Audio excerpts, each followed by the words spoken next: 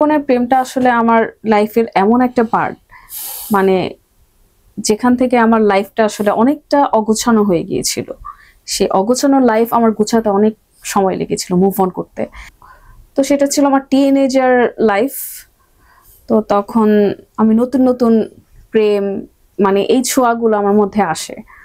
তো কলেজ জীবনে উঠলাম।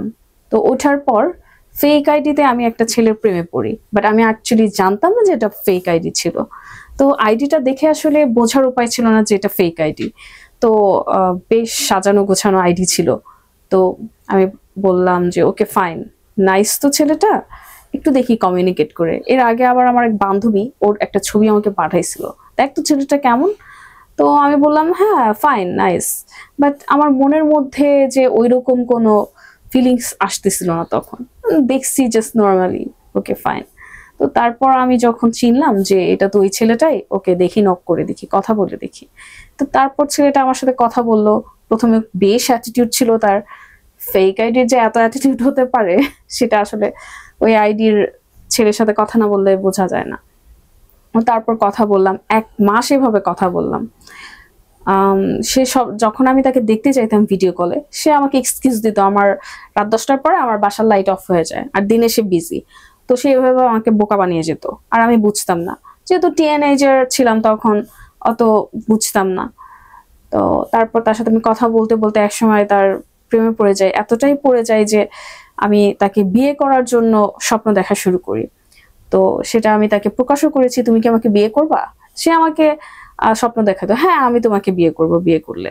বাট এটা যে ফেক আইডি, সে আমার সাথে যে মজা নেওয়ার জন্য এভাবে আমাকে ইমপ্রেস করতো, পটাতো, সেটা আমি তখন রিয়েলাইজ করতে পারি নাই। তো দেন আফটার 1 মান্থ আমি তাকে ফোর্স করে বসি, তোমার ভিডিও কলে কিন্তু আসতেই হবে। কারণ তখন আমার মনে সন্দেহ শুরু হয়ে গিয়েছিল, কারণ তখন আমি পুরোপুরি তার উপর একদম ডিপেন্ডেন্ট হয়ে যাচ্ছিলাম দিনকে দিন, যে এখন তো ওকে আমার লাগবেই। সো যেহেতু আমি বিয়ের ডিসিশন পুরোপুরি নিয়েই ফেলেছি, আর আমার ফ্যামিলি থেকেও চাচ্ছিল আমি বিয়ে করি, বিকজ আমার আম্মু তখন অনেক সিক ছিল। তো তারপর আমি তাকে বললাম যে তোমার ভিডিও কলে আসতেই হবে, কোনো এক্সকিউজ চলবে না। বাট সে আমাকে অ্যাভয়েড করার চেষ্টা করলো আবারও। দেন আমি বারবার ফোর্স করাতে সে আমাকে বললো, দেখো এই ছেলের ছবিটা কিন্তু আমার না, আমি ওর ছবি ইউজ করে অনেক মেয়ের সাথে ফ্লার্ট করি, আর তার মধ্যে তুমিও একজন। সো আমি তো রীতিমতো মানে বোকা হয়ে গেলাম, যে আমার মনে তখন ঝড় বয়ে যাচ্ছিল। তো এটা শোনার পর গালিগালাজ তো তাকে আমি করলামই।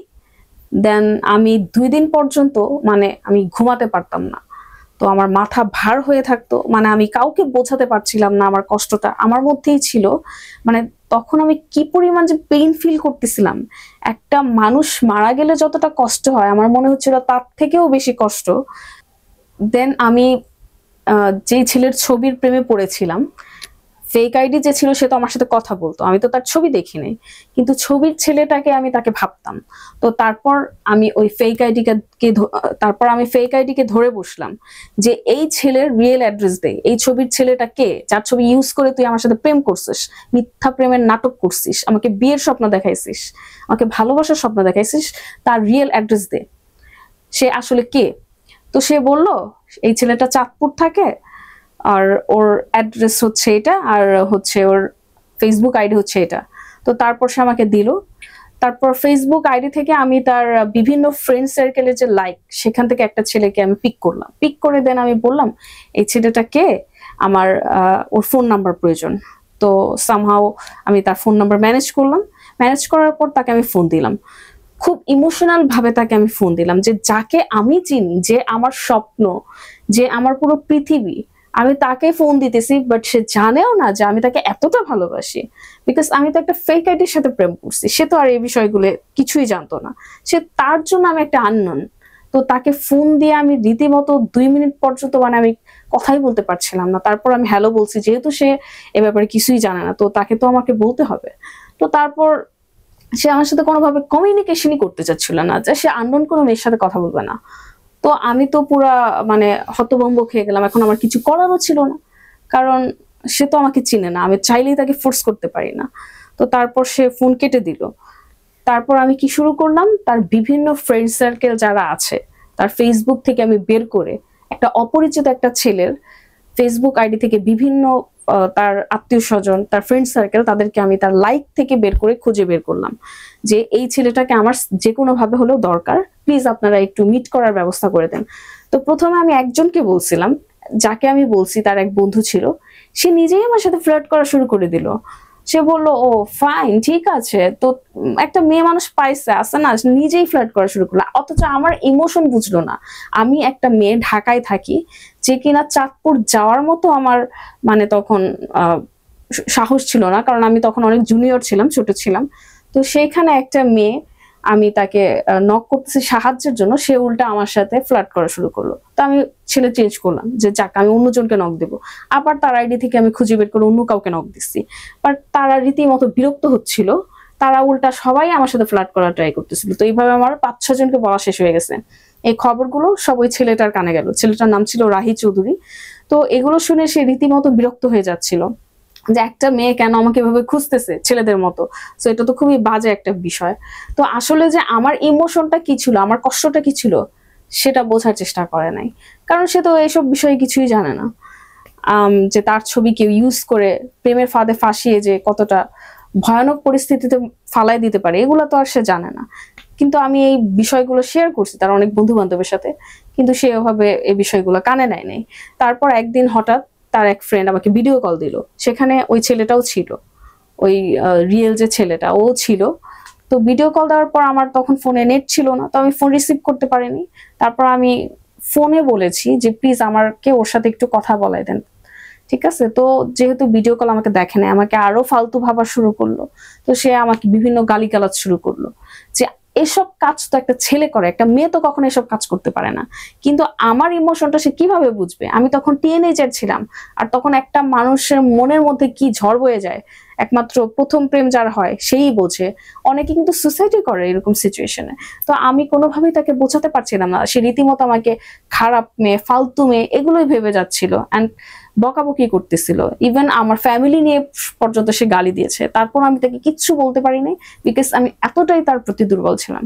তা আমি জাস্ট শুনেই যাচ্ছিলাম। দেন আমি হচ্ছে কম্পিউটারে সিলেকশন থাকে অনেক ভার্সিটিতে ভর্তি হওয়ার, তখন আমি সেই চাঁদপুরের একটা ভার্সিটির নাম দিলাম, যাতে আমার ফ্যামিলি আমাকে ওখানে গিয়ে দিয়ে আসে আর আমি গিয়ে ওই ছেলের সাথে ইজিলি কমিউনিকেট করতে পারি। বাট আমার এই প্ল্যানটা যে বিফলে যাবে সেটা আমি তখনও বুঝতে পারিনি। তারপর আমি আমার নিজের স্বপ্ন ছিল আমি ঢাকা ভার্সিটিতে ভর্তি হব বা ঢাকায় পড়াশোনা করব। সেই আমি ঢাকার মেয়ে হয়ে আমি সেই গ্রামে গিয়ে ভর্তি হলাম শুধুমাত্র ওই ছেলেটার সাথে কমিউনিকেট করার জন্য। তারপর আমার অসুস্থ বাবাকে নিয়ে আমি সেই চাঁদপুর গেলাম। চাঁদপুর যাওয়ার পর সে আমাকে গ্রামে একটা বাড়িতে রেখে আসলো, সেখানে আমি পড়াশোনা করলাম। পড়াশোনা করতেছিলাম, তখন হচ্ছে আমি হঠাৎ একদিন তাকে ফোন দিই তার এলাকার সামনে গিয়ে, বিকজ আমার অলরেডি তখন ইনফরমেশন নেওয়া শেষ যে সে কোন এলাকাতে থাকে, যেহেতু আমি চাঁদপুরে পৌঁছেছি। তো তারপর তাকে ফোন দেওয়ার পর সে আমাকে গালিগালাজ শুরু করলো যে খানকি মাগি, কোথায় থেকে থেকে তুই আবার এখানে আসছিস। কিন্তু আমি যে কতটা কষ্ট পাইছি তখন আমার মানে বলার ভাষা ছিল না। আমি আমার অসুস্থ বাবাকে নিয়ে এসে সেই গ্রামে যেয়ে ভর্তি হলাম, আর সেখানে কিনা সে আমাকে গালিগালাজ করলো, আমাকে একটা নষ্টামে বানাই দিল। মানে এরকমই আসলে মানে আমার বলার ভাষা ছিল না তখন। ছেলেরা বুঝে এরকমই হয়। তো সে আমাকে বলছে নেক্সট টাইম যদি সে ওর সাথে আমি কমিউনিকেট করার চেষ্টা করি, ও আমাকে অনেক অপমান করবে, রাস্তার সবার সামনে বিভিন্ন ভাবে আমাকে হুমকি দিচ্ছিল। তো আমি একটা মেয়ে হয়ে ইচ্ছে করলে ওর বাসার সামনে যে আমি উঠতে পারতাম, বাট আমি এই কাজটা করি নাই, কারণ আমি এতটাও মানে স্যাসরা না। সে আমাকে অনেক কথা বলছে, যাই হোক তারপর আমি কিচ্ছু বলতে পারতেছিলাম না, বিকজ আমি ওর প্রতি হিউজ উইক ছিলাম। তো এই জন্য আমি সব কষ্ট সহ্য করে নিলাম। তারপর আবার আমি সেখানে মানে ফিরে গেলাম সেই বাড়িতে যেখানে আমাকে আমার বাবা রেখে গিয়েছিল। এভাবে হচ্ছে 6 মান্থ আমি ছিলাম সেখানে। আমার একসময় আমার নিজে রান্না করেও খেতে হয়েছে ওখানে, কারণ আমি ওই বাসাটা চেঞ্জ করে আমি আবার চাঁদপুর শহরের দিকে চলে আসছিলাম। তো 6 মান্থ আমি শুধু ওকে দেখার জন্য ওদের এলাকার আশেপাশে ঘুরতাম।